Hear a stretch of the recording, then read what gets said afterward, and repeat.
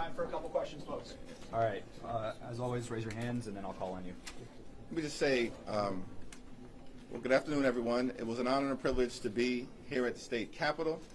Very thankful for the opportunity to sit with Governor Wes Moore, Speaker Pena-Melnyk, and the members of the Maryland House of Delegates, to thank them for their friendship, for their partnership, for their leadership in working hard to ensure that there's a fair national congressional map, and that the voters of Maryland and the people of America are the ones who get to decide who's in the majority in the House in the aftermath of the midterm elections, and not Donald Trump.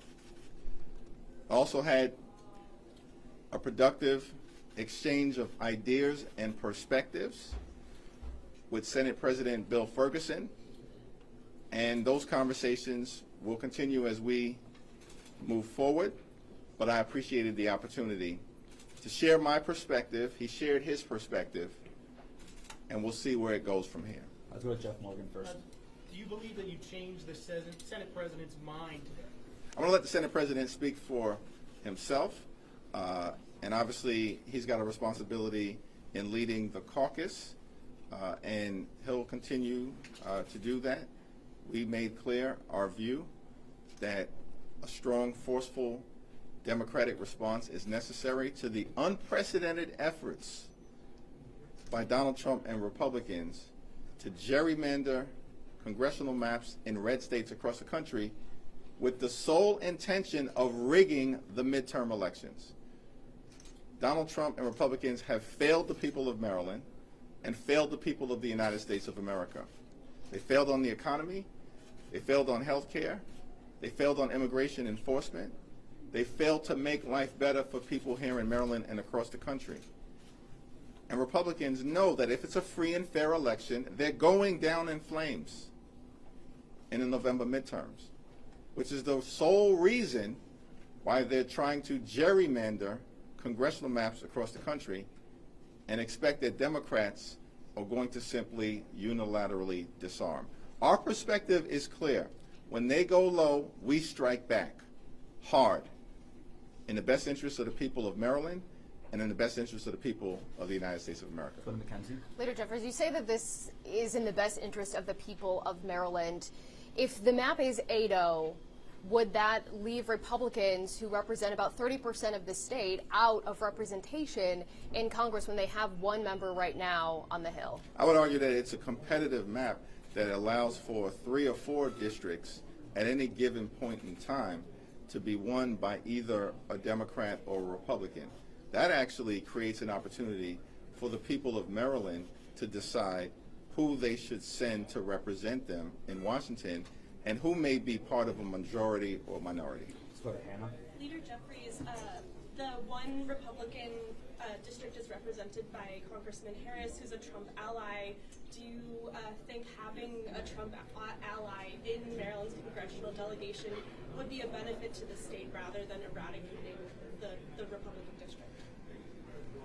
So Andy Harris is a proponent of the One Big Ugly Bill. He's one of its strongest supporters. And Donald Trump's One Big Ugly Bill hasn't helped the people of Maryland. It is hurting the people of Maryland. They ripped Medicaid away across the country from millions of people. They literally have taken food from the mouths of hungry children, seniors, and veterans here in Maryland and across the country by enacting the largest cut to Medicaid, to SNAP in American history, $186 billion. At the same time, they gave ICE a $75 billion slush fund so that mass and untrained agents can target American citizens here in Maryland and law-abiding immigrant families. That's not helping people here in Maryland, that's hurting them. But ultimately, our view is that the people of Maryland should be able to decide who represents them. And this map that was passed by the House of Delegates, supported by Governor Moore, actually creates multiple competitive opportunities in any given election cycle. Let's go with David. Last question. Congressman, did the Senate President leave the door open to a compromise or otherwise give you any hope? And if not, why continue to talk? Well, the Senate President heard what I had to say. We exchanged ideas. It was a candid discussion. I'll let him characterize his position moving forward. Great. Thank you, everyone. Thanks, everybody. Take care. There are people who feel like February 24th is a drop-dead deadline for moving any legislation here. Is that the reason why you came here? Do you feel like that helped move conversations along? Well, listen, we have to decisively and forcefully respond to the continuing efforts by Donald Trump and Republicans to gerrymander congressional maps all across the country. And in my view, humbly and respectfully, we can't impose deadlines on ourselves, unilaterally disarm, when Donald Trump and the extremists are trying to rig the midterm elections. And that's an ongoing effort that we have to meet forcefully. They started this fight. It's our job as Democrats to end it. Awesome. Thank Thanks, you, everyone. everybody. Appreciate it. Thank you.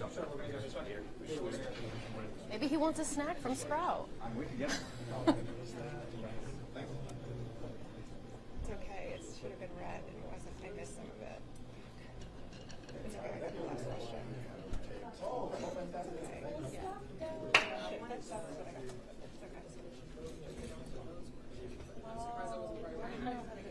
It's okay. No, I didn't. Is there going to be more people coming down to talk? Is Ferguson doing something? That's it.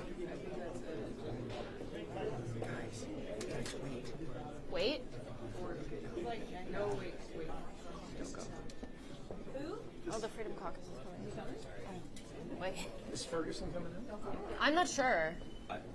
Not as far as I know. No? Okay. How long was it? A while. Yeah, it seemed like if you're gonna, please stand by the mics if you're gonna, do it. We can.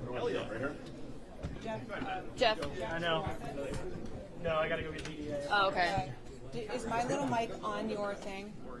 Yeah, No, we can all I'm jump in. good. We're good.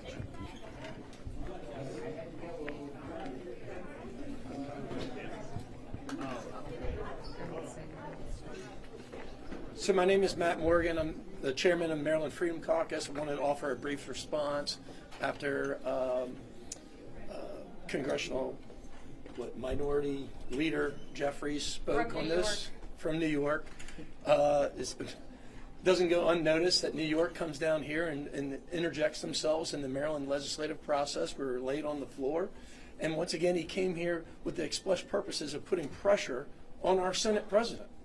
And you heard a great distortion in this press conference. They have a, how can I say, obscure view of fairness in Maryland. I would like to remind everyone, this is the same thing they tried to do 4 years ago, which would try to put in an 8-0 map in Maryland.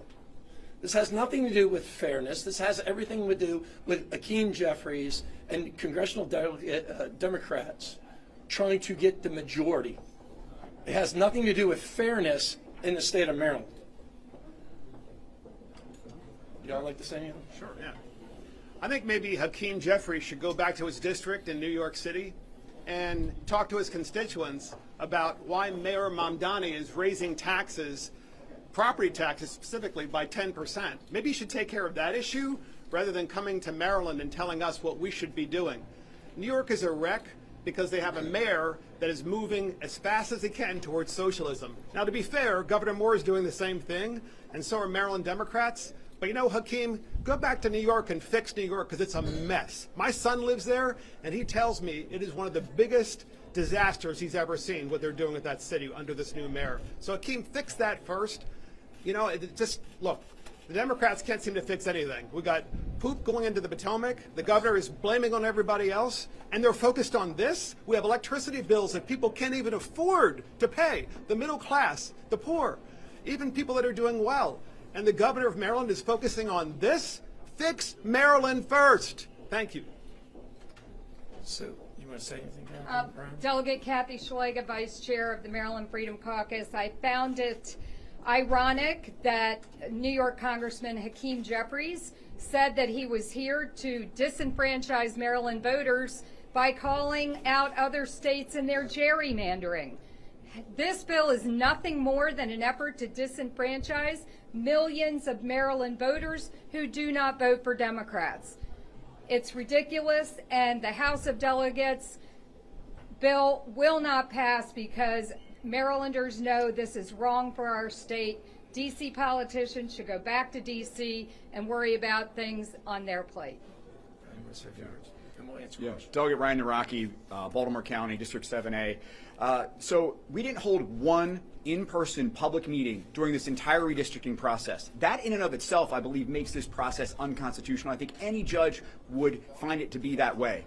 But instead, we have these behind closed doors political theater meetings here, just like we did on that redistricting process, to do what? To waste floor time. We were 25 minutes late today on the floor. You know, Delegate Schlega and I in our district, we have our local grocery store that last month had a $59,000 electric bill. That's what we should be talking about. We should be talking about why that could happen and why the governor and his PSC, who continues to allow these rate increases to occur, allows that to happen in Maryland. But instead, we're wasting valuable floor time on something that's not going to pass, that even if it does, is ultimately unconstitutional. Thank you.